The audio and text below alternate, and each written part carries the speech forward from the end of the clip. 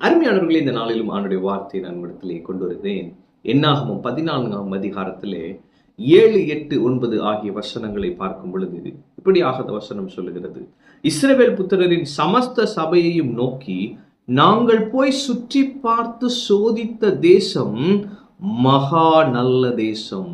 யோசுவாவும் காலேபும் இதை சொல்லுகிறார்கள். கர்த்தர் நம்மேல் பிரியமாயிருந்தால் அந்த தேசத்திலே நம்மை கொண்டு போய் பாலும் தேனும் ஓடுகிற அந்த தேசத்தை நமக்கு கொடுப்பார். கர்த்தருக்கு விரோதமாய் மாத்திரம் கலகம் பண்ணாதிருங்கள். அந்த தேசத்தின் ஜனங்களுக்கு நீங்கள் பயப்பட வேண்டியதில்லை. எல்லாரும் பயந்துட்டு இருக்கிறப்ப இவங்க 2 பேர் மட்டும் சொல்றாங்க, அவங்கள பார்த்து நீங்க பயப்படாதீங்க. அவர்கள் நமக்கு இரையாவார்கள். அவர்களை காத்த நிழல் அவர்களை விட்டு விலகி போயிற்று. கர்த்தர் நம்மோட இருக்கிறார், அவர்களுக்கு பயப்பட வேண்டியதில்லை என்றார்கள். அல்லேலூயா.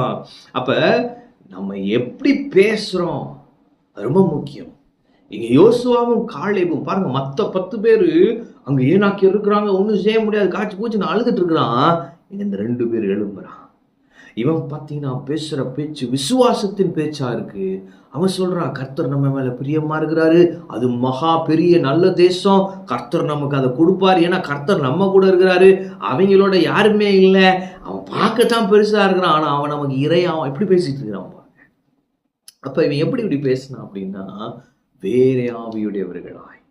அப்ப நமக்கும் மற்றவங்களுக்கும் வித்தியாசம் இருக்க வேண்டும் பாருங்க. நம்ம என்ன பேசுறோன்றது ரொம்ப முக்கியம். இவங்க பேசின பேச்சு எதனால அப்படின்னா, இவங்க பார்த்த பார்வை கர்த்தர் பார்த்தது மாதிரி பார்த்துட்டான் பாருங்க. அவன் பார்த்துட்டான், அவர்களை காத்த நிழல் அவர்களை விட்டு விலகி போயிற்று, கர்த்தர் நம்ம கூட இருக்கிறாரு. அப்ப இவன் என்ன பார்த்துட்டான், கர்த்தர் கூட இருக்கிறாருன்னு பார்த்துட்டான். அதனால சொல்றான், எப்ப நம்ம பலனே இதுல இல்ல, அவன் பெரிய ஆளா இருக்கட்டும், பெரிய ஆளாக இருக்கட்டும், அல்லது அவனுக்கு ஒரு பெரிய பலன் இருக்கட்டும், பெரிய பராக்கிரமசாலிகளா இருக்கட்டும், அது நமக்கு பிரச்சனையே இல்லை. ஏன்? கர்த்தர் நம்ம கூட இருக்கிறாருப்பா, அவர் பெரியவர். இந்த வாக்குத்தத்தம் கொடுத்தவரே அவர் தானே. பாலும் தேனும் ஓடுகிற நல்ல தேசத்துல கொண்டு போய் சேர்ப்பேன் சொன்னது அவர் தானே. அவர் நம்ம மேல பிரியமா இருக்கிறாரு, அவர் நம்ம கூட இருக்கிறாரு. இவங்க எல்லாம் நமக்கு இரையாவாங்க, நம்ம சுதந்திரிப்போம் சொல்றாங்க. ஹல்லேலூயா. இன்னைக்கு நான் சொல்றேன், நீங்க அப்படி பேச ஆரம்பிங்க. அவர் இருக்கிற வண்ணமாகவே நாம் இந்த பூமியில் இருக்கிறோம். இயேசு பார்க்கிற மாதிரி நம்மால பார்க்க முடியும். இயேசு உங்க சூழ்நிலையை எப்படி பார்க்கிறாரோ அப்படி நீங்க உங்க சூழ்நிலையை பார்த்துட்டா, இந்த சூழ்நிலைக்கு இயேசு எப்படி பேசுவாரோ அப்படி நீங்க பேச ஆரம்பிச்சிருவீங்க. ஆமென்.